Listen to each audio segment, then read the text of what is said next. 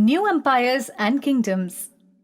After the decline of Mauryan Empire, two large political entities, the Kushanas and the Satavahanas, emerged in North India and Deccan respectively. Both the kingdoms declined around the middle of the 3rd century CE. Prior to that, in the middle of the 4th century CE, a new empire arose in the Ganga Valley which had control over a large part of India. It was Gupta Empire, which left a deep cultural impact not only on the subcontinent but also on the adjacent Asian countries as well. We get information about this dynasty from inscriptions, coins, monuments, and literary evidences. The rock-cut temples of Ajanta, brick temples in Kanpur, Deoghar, and Jhansi give us good insights into Gupta times. The account of Chinese pilgrim Fa Hien gives us a vivid description of the period. Abhijan Shakuntalam and Meghdoot, written by Kalidasa, provide a glimpse into the socio-economic conditions prevailing in the period. Trivia: a major numismatic event to take place after the annexation of Malwa, Gujarat and Saurashtra regions to Gupta kingdom was that Chandragupta Vikramaditya issued coins with his Kshatrap type bust on obverse, and on reverse he placed a guard, an eagle, in center instead of Chaitya, and sun or star with Brahmi legend around, imitating Kshatrap fashion. Param Bhagwat Chandragupta Vikramaditya around the center. Chandragupta I. The first important king of this dynasty was Chandragupta I, who ascended the throne in 320 CE. His marriage with Kumar Devi, a Licchavi princess, increased the political prestige of the Guptas. He had his capital at Patliputra. He extended his influence over Prayag, Allahabad, and Saketa, Ayodhya, in Uttar Pradesh. He occupied Magadha, which was rich in minerals, and the fertile Ganga Valley, which made him powerful. He took the title of Maharaja Adhiraja. Samudragupta. Chandragupta I was succeeded by Samudragupta, who is regarded as the greatest ruler of Gupta dynasty. He was an ambitious king and occupied Delhi and western Uttar Pradesh and fought against the kings of Odisha. Apart from being a good ruler, he was a scholar, musician, poet, and warrior.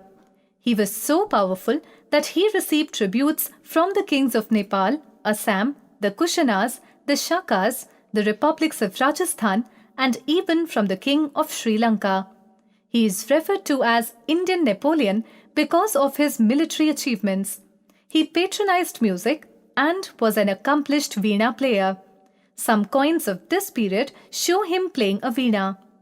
We get valuable information about his military achievements from a Prashasti inscribed on Allahabad pillar inscription. Prashasti is a Sanskrit word meaning in praise of.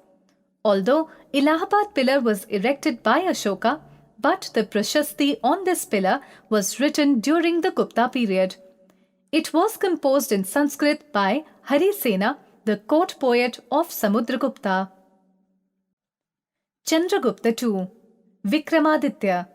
Chandragupta II is also known as Vikramaditya, as powerful as the sun. There are inscriptions about him found at Udaygiri, Mathura, Sanchi, and on the iron pillar at Mehroli. He was a great warrior and a diplomat who sought to increase his kingdom through marriage alliances. Thus, he added Gujarat, Malwa, and Kathiawar to his kingdom. He defeated Shakas and won control over busy ports of Bharuch and Cambay. He made the trading town of Ujjain his second capital, which further strengthened his control over trade. His court was famous for the presence of 9 famous scholars who were called the Navaratnas, or 9 gems. Kalidasa was one of the 9 gems. The Chinese traveller Fa Hien came to India during his reign and has left behind an account of his kingdom. He described Chandragupta as a wise, just, and benevolent ruler. According to him, Gupta capital Patliputra had stately palaces and buildings. The people were law-abiding, and honest. Laws were simple and punishment was not too severe. With the end of the Gupta dynasty, a number of small kingdoms arose in North India. About 100 years after the Guptas, a king named Harshavardhan united the small states of North India and set up a new kingdom. Three kingdoms that gained importance were the kingdoms of Harshavardhan at Kannauj, the Chalukyas of Vatapi, and Pallavas of Kanchipuram. Figure 11.2 Allahabad Pillar. Harshavardhan. Harshavardhan became the ruler of Thanesar in modern Haryana in 606 CE. He was just 16 years old when he was made king after the death of his brother. We have information about Harsha's empire from an account of Chinese pilgrim Yuan Sang, who was a guest at Harsha's court and wrote in detail about Harsha's administration and court life. Information about his reign is also available in Harsha's biography, Harsha Charitra, written by Banabhatta. Soon after ascending the throne, Harsha moved his capital from Thanesar to Kannauj as it was more a central place. Harsha's empire extended from the Himalayas in the north to the river Narmada in the south, and from Punjab in the west to Bengal in the east. Harsha restored the conquered territories to their rulers as long as they promised to pay him regular tributes. He attempted to cross river Narmada but was defeated by great Chalukya king Pulakeshin II. Administration. The rulers of the period assumed high-sounding titles and performed Rajsuya and Ashwamedha sacrifices to show their power. The structure of administration of Gupta was like that of the Mauryas. However, the Mauryan administration was centralized, whereas during the Gupta rule, the governors of the provinces were powerful and thus administration was more decentralized. The king was assisted by a council of ministers. The ministers were highly paid officials who often led the armies during war. In later periods, they were granted land instead of cash salaries. This weakened the king's position as the officials started becoming powerful and tried to break away from the empire. The empire was divided into provinces called Uparika, which were generally under the princes. The provinces were divided into districts called Vaishya under the Vaishyapati. A large number of officers are mentioned in the literary works. Important posts gradually became hereditary. An important person could hold more than one administrative or judicial position. In the villages, the headmen and village elders looked after village administration. Agriculture was the chief source of state revenue. Hence, irrigation was given a lot of importance. To increase revenue, some rulers extended agriculture to wasteland by making grants to these lands. Most of the rulers took steps to promote both inland and maritime trade. Each city had a council which had a council president, chief scribe, and representatives from the guilds of merchants and artisans. It is believed that in Gupta kingdom, the officers had powers to make decisions locally. Deccan and South India. At the time when Harsha ruled in North India, many small kingdoms emerged in Deccan and South India. The two most powerful of them were Chalukyas of Vatapi or Badami and the Pallavas of Kanchipuram. We come to know about these kingdoms from a large number of inscriptions and copper plates.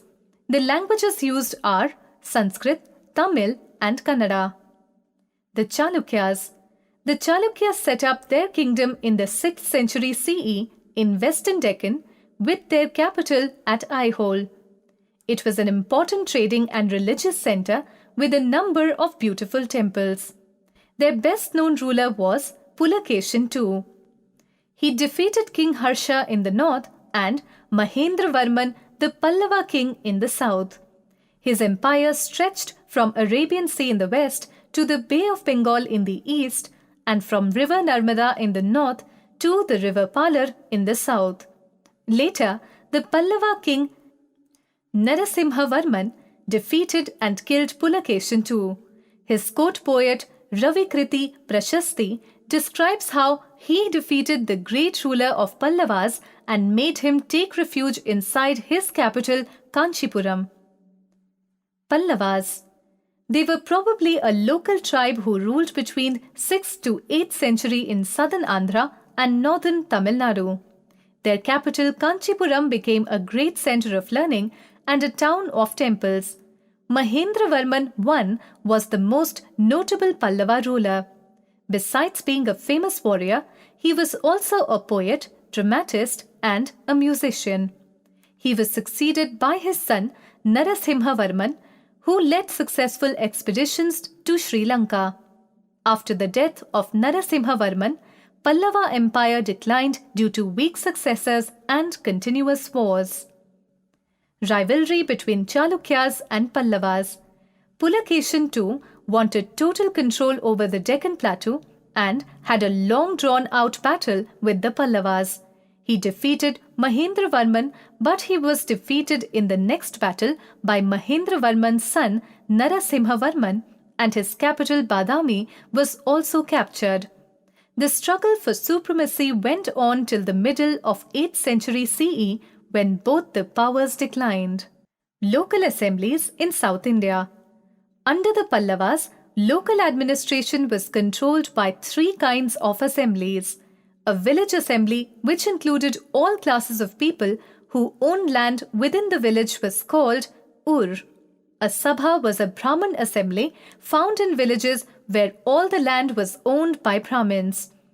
In a similar manner, there was an organization of merchants known as Nagaram. These village councils functioned through several committees.